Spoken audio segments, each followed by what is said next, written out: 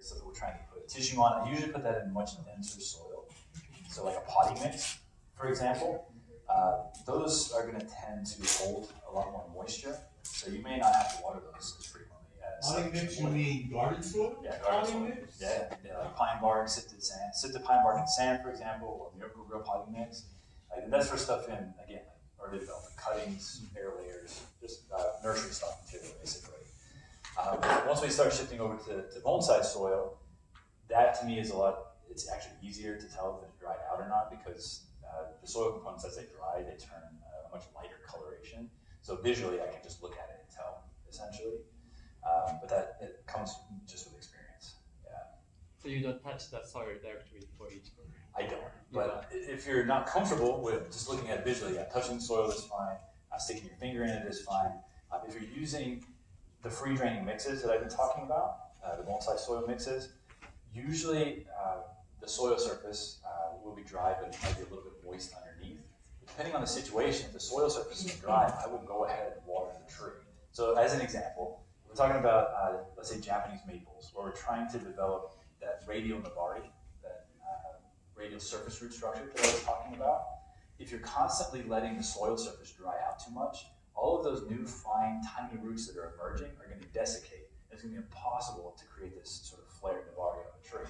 So we actually water those trees much more frequently to quench the soil surface, even though underneath the soil is still wet.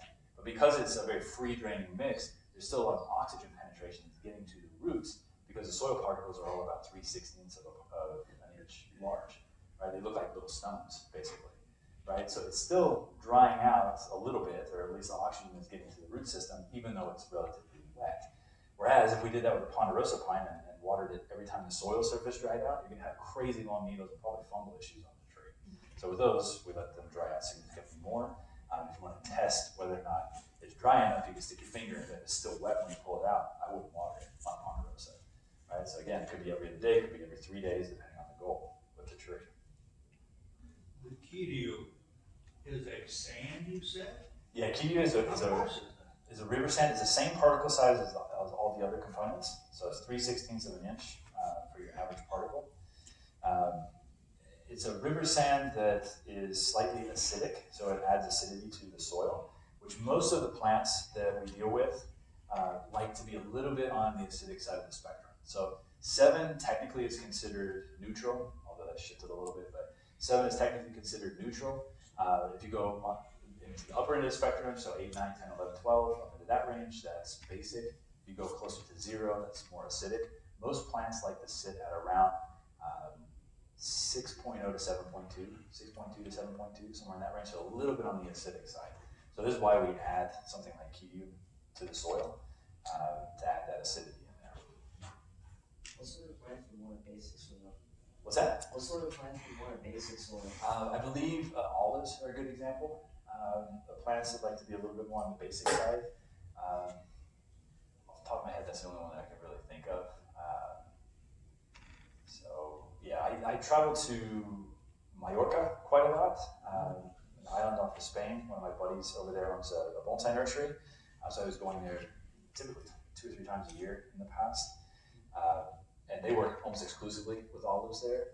They were trying to figure out what the issue was with the water at the nursery. It turned out it was way too acidic for the olives, so they actually had to put in a reverse osmosis system that made it more basic, which is usually the exact opposite of what happens. Most of the time water is way too basic and you need to bring it down to a little bit more acidic.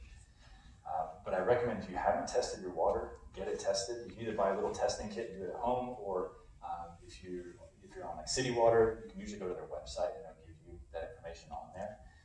Usually if you're dealing with City Water, they're typically trying to shoot for neutral to begin with. So you're going to be pretty close to that. As long as you can kind of get the water between, again, like 6.0, 7.2, maybe up to 7.5, you'll be fine for the most part. So for azaleas, where we need pH down, is it okay to use acetic acid? Is it okay to use what? Acetic acid? Acetic acid? Acidic acid? I forget what it's called. Citric acid? Yeah. Citric acid? Yeah, technically you can. There are a lot of ways to bring it down. If it's a big issue, okay. So if it's a huge issue, you've got terrible water, and this is for your drinking water and everything, you may want to put in a reverse osmosis system. That's expensive though.